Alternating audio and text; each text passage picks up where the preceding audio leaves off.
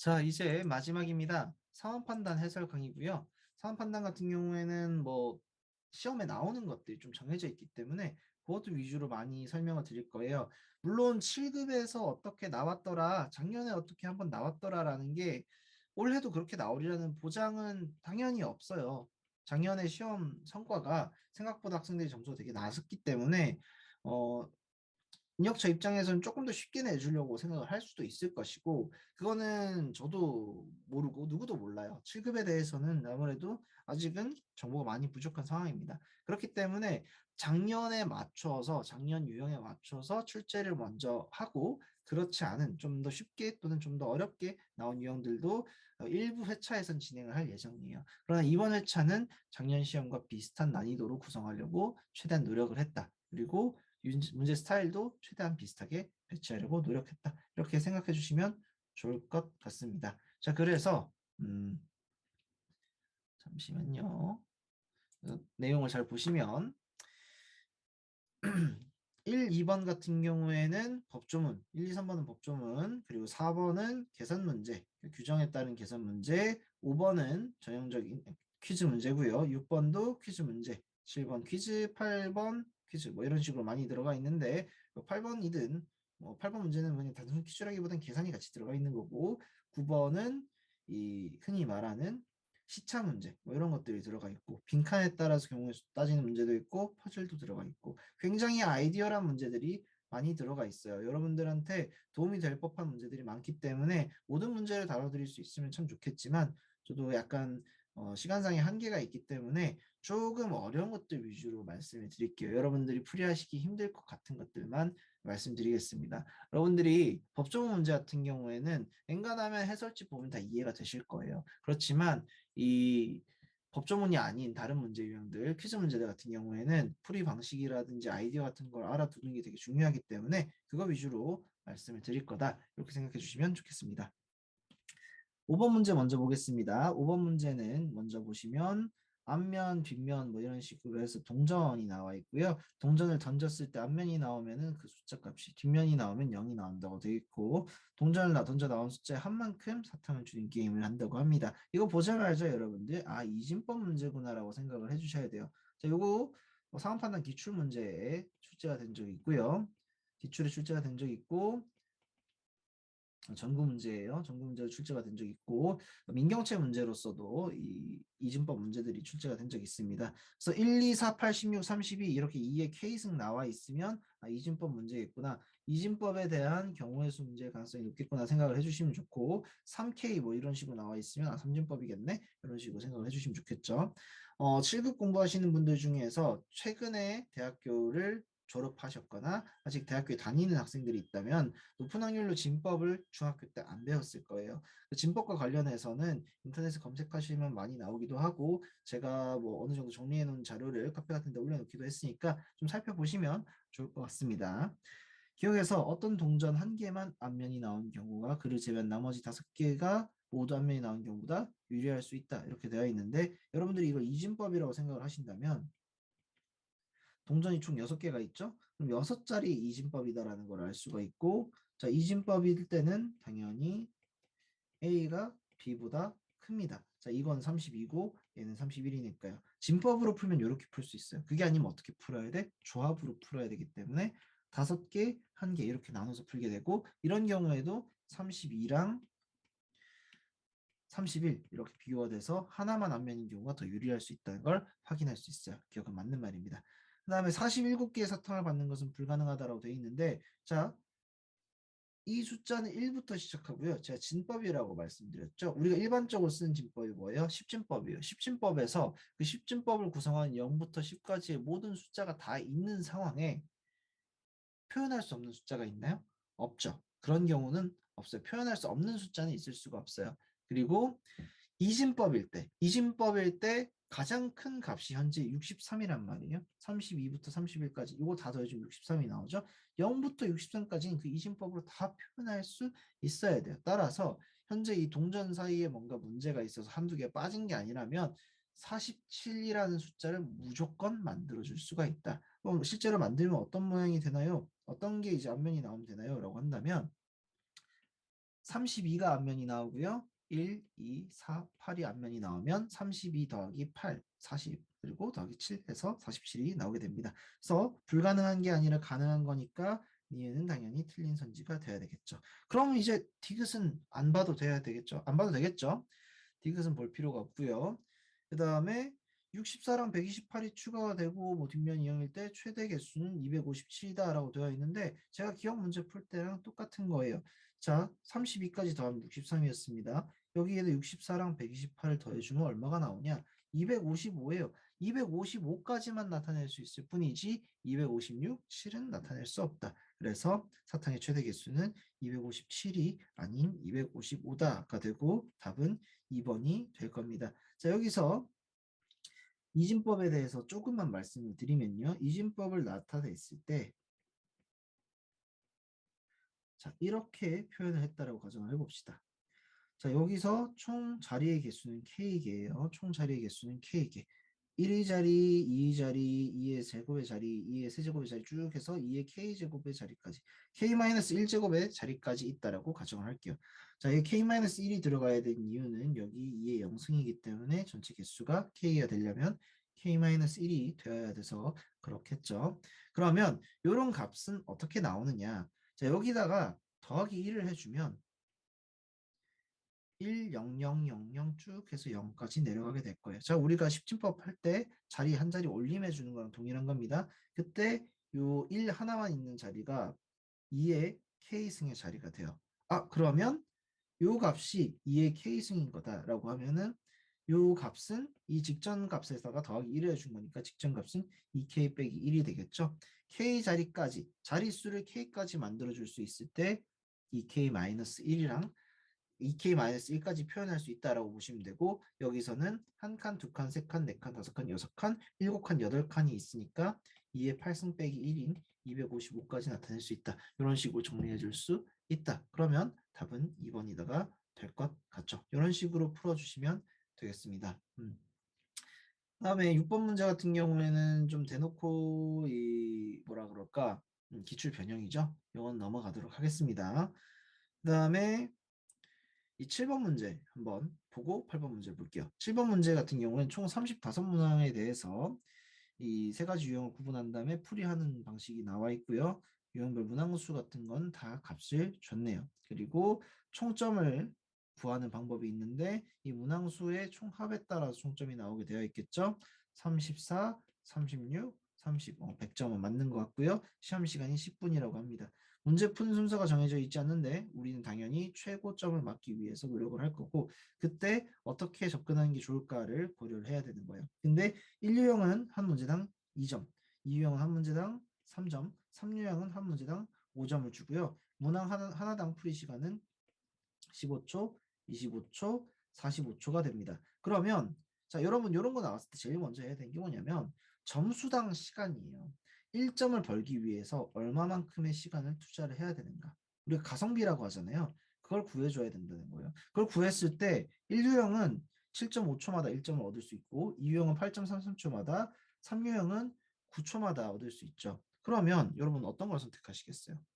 7.5초를 제일 먼저 다 하는 게 무조건 맞겠죠. 우리한테 주어진 시간 10분, 총 600초가 있다라고 했을 때 10분, 600초가 있다라고 했을 때 이 600초 중에서 7.5초마다 1점의 효율을 얻는 걸 일단 무조건 다 하는 게 최우선이다. 근데 그 1유형이 총 17문제가 있어요. 총 17문제가 있으니까 이때 들어가야 될 시간은 17 곱하기 15 해서 얼마가 나오지? 대충 255 정도가 나오겠네요. 255초가 필요하다. 그러면 남는 시간은 345초가 될 겁니다. 이때 이유형은 총 몇 개가 있죠? 이유형은 총 12개가 있다. 이유형 12개라고 했을 때 25초에다가 12개 곱해주면 300초가 될 거예요. 아, 이걸 빼고 나면 45초가 남으니까 이걸 한 개를 하면 되겠다. 자, 12개 다 해주고 17개 다 해주고 나머지 하나만 3유형만 한 개만 푼다. 3유형이 총 몇 개였죠? 6개죠? 6개 중에서 5개를 못 풀었다니까 100점에서 6개 중에 5개 못 푼 거 5점씩 빼주면 75점에서 답은 1번 이렇게 나옵니다. 이걸 문제를 어렵게 만들려면 어떻게 하면 되냐? 시간을 좀 줄여주면 돼요. 시간을 좀 줄여줘서 2를 선택을 하는 게 나을까, 3을 선택하는 게 나을까를 애매하게 만들어주는 겁니다. 예를 들어서 자, 여러분들한테 남아있는 시간이 지금처럼 345초가 아니라 자, 600초라서 남아있는 시간, 이유형을 소모를 할 때 남아있는 시간이 345초가 아니라 만약에 325초였다라고 한번 생각을 해볼게요. 자, 600초가 아니라 580초, 그러니까 9분 40초만 시간을 준다라고 했을 때는 이 선택이 맞을까? 아니라는 거지. 2만 선택하는 게 아니라 3으로 가는 게 더 나을 수 있다라는 거예요. 예를 들어서 1유형을 17개를 해서 255초를 쓰고 남은 325초에 대해서 2유형을 전부 다 투자한다. 2유형에만 12개를 투자한다고 하면 얻을 수 있는 점수는 36점이에요. 그러나 2유형을 11개를 쓰고 3유형을 한 개를 추가를 해주는 두 가지 경우로 나눠서 생각을 해보면 이때 시간은 딱 맞아요. 네. 이유형을 11개를 투자를 하게 되면은 275초를 쓰게 되고 남아있는 45초에 대해서 우리가 새로 투자를 해줄 수가 있는 거죠. 제가 시간을 조금 잘못 적었던 것 같은데, 상관없네요. 상관없이 뭐 25초를 20초로 줄여서 하는 게 조금 더 좋을 것 같긴 한데, 뭐, 어쨌든 여기에서 50초가 남으니까 이 50초 남는 거를 3에 투자를 해주면, 네. 어쨌든 이유형을 추가로 더 할 수는 없는 거니까, 이렇게 했을 때 총 점수가 몇 점이 나오냐? 33점에다 5점을 더해서 38점이 나옵니다. 더 크죠? 이게 더 크단 말이야. 이렇게 경우의 수를 바꿔서 낼 수도 있다는 거예요. 경우의 수를 바꿔서 낼 수 있다. 이런 함정에 당하지 않도록 여러분들이 대비를 해주시면 좋을 것 같고요. 이 맨 마지막 부분에서 다른 경우의 수가 있는지 검토를 해줘야 되는 게 이런 문제 형태다. 이렇게 생각하시면 되겠습니다. 8번은 되게 중요한 문제거든요. 8번이 어렵다라는 게 아니라 8번이 어렵다는 게 아니라 8번 내용 자체가 우리 7급 사원 판단에 한 4번, 5번 출제가 된 방정식 문제예요. 부정방정식이라고 하는 거거든요. 어떤 방식으로 풀이하는지 한번 보시고 들어보도록 합시다. 상황에서는 네모네모, 동그라미, 동그라미, 세모세모를 수강한 총 학생 수가 250명이라고 제시를 하고 있어요. 그냥 각각 A, B, C라고 할게요. 그럼 여기 A, B, C 이렇게 적어줄 수 있겠죠. 그럼 A 더하기 B 더하기 C는 250명입니다. 그리고 이 각각에 대해서 비율로 따졌을 때 여기는 0.3A, 여기는 0.2B, 0.3C가 될 거예요. 이걸 다 합쳤더니 얼마가 나왔더라고? 67이 나왔더라고. 이걸 그대로 여기다가 적어줄 수 있다는 거죠. 자, 요게 이제 우리 직원들 60명인가 나누는 문제 있었죠. 7급에. 그거랑 거의 똑같은 거고 여기다가 0.3A, 0.2B, 0.3C 돼 있는 거를 다 10을 곱해서 3A 더하기 2B 더하기 3C는 670이다 이렇게 써보자고요. 그러면 얘랑 연립방정식을 세울 수가 있죠. 그러면 A 더하기 C는 120이구나 이런 조건이 나오게 되고 B는 130이다가 바로 나오게 된다. B는 130명 이렇게 하나 구했습니다. 그 다음 마찬가지 방식으로 세 번째 조건을 활용을 해주시면 되겠죠.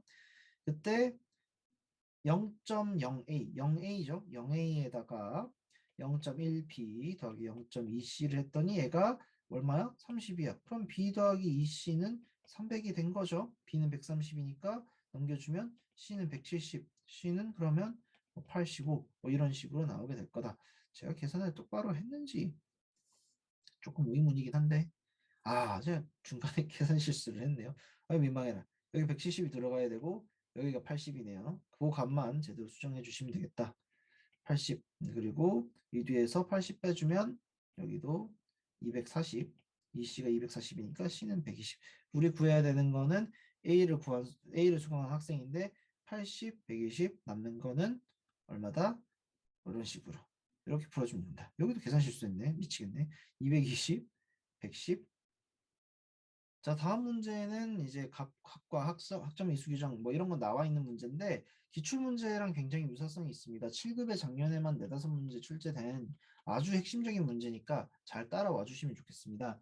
일단 A, B, C, D, F 등급 이렇게 해가지고 동그라미 내면 세모가 나와 있는데요. 이 밑에 보시면 총합이 주어져 있어요. 총합이 주어져 있다라는 거는 이 세 가지를 구분해야 된다는 겁니다. 이 총합에 대해서 구분하기 위해서 변수를 각각 A, B, C라고 가정을 해보겠습니다. 그러면 A 더하기 B 더하기 C는 250이 나오겠죠? 이런 거 하나 먼저 체크를 해주시고요. 여기다가 다 A, B, C 이런 식으로 적어주시면 좋을 것 같아요. 자, C등급을 부여받는 학생 수가 총 67명이다라고 했는데 이거는 이 C등급에 부여된 각각의 비율 A에서 0.3, B에서 0.2, C에서 0.3을 다 더한 값이니까 굳이 적자면 이렇게 일종의 가중평균처럼 적어줄 수가 있을 거예요. 자, 이렇게 수식을 적어줬을 때 양변에다 10을 곱하겠습니다. 양변에다 10을 곱하면 3a 더하기 2b 더하기 3c가 나오죠. 이때 이렇게 묶어주면 어떨까요? a 더하기 b 더하기 c에다가 a 플러스 c다. 이렇게 묶어주시면 이 a 더하기 b 더하기 c는 얼마인지 우리가 값을 알고 있죠. 어디서? 첫 번째 조건에서 이미 구했다. 첫 번째 조건에서 이미 구했기 때문에 이 값은 500인 걸 알 수가 있어요. 자, 그럼 여기 빼주면 어떻게 돼요? a 플러스 c는 170이다. 자, 우리 a 더하기 b 더하기 c가 250이라는 걸 알고 있으니까 여기 다시 넣어주면 b는 80이다가 나오게 된다.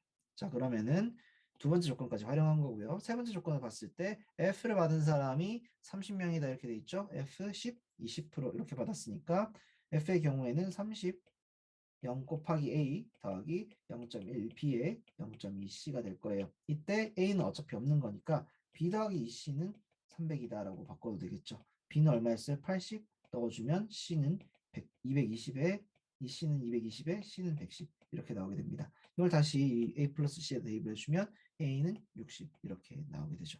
답은 3번 이렇게 풀어주시면 되겠습니다. 문제 자체가 풀이하는 걸 보시면은 엄청 어려워 보이진 않을 거예요. 계산도 굉장히 간단한 편이에요. 그렇지만 귀찮기도 하고 문제풀이 방법을 모르면 대입을 하게 돼요. 대입을 하게 되면 시간이 굉장히 많이 들어가죠.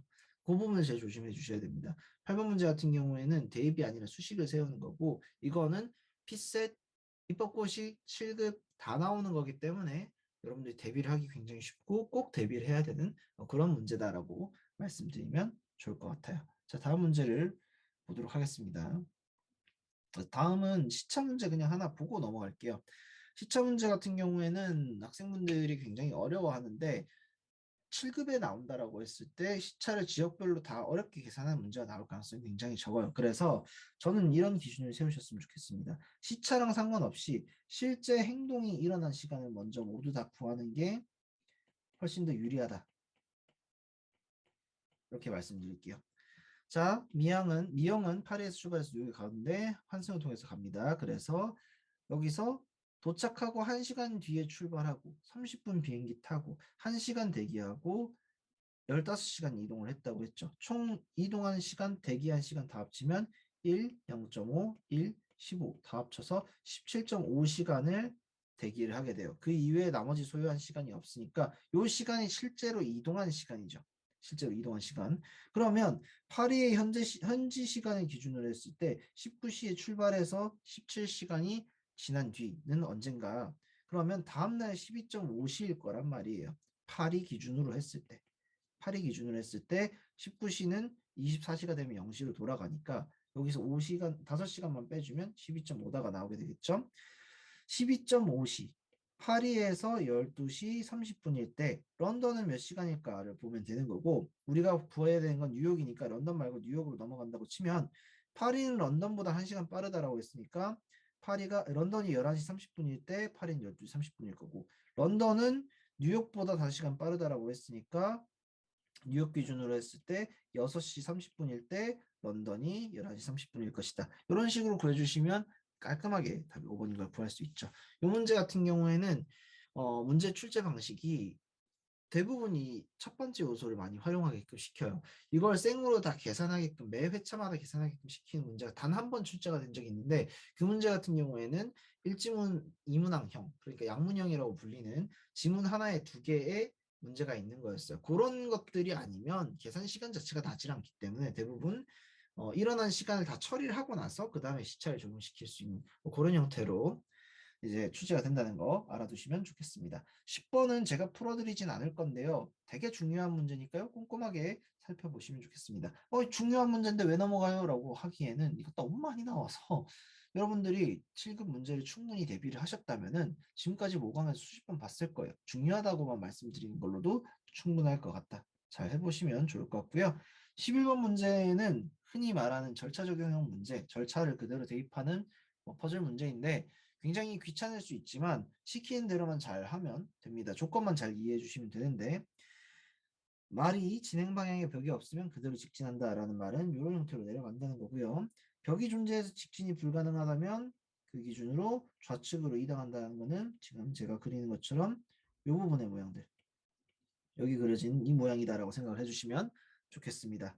그리고 좌측에 벽이 존재한다면 진행 기준으로 우측으로 이동한다라는 거는 뭐 여기서 나오는 거고, 이걸 하나하나 대입을 해보시면서 하시면 어렵지 않아요. 어렵지 않기 때문에 여러분들이 충분히 잘할 수 있을 거라 생각하고, 네, 이것도 넘어가도록 하겠습니다. 12번 문제도 그다지 어렵지 않게 규칙만 적용시키면 되죠.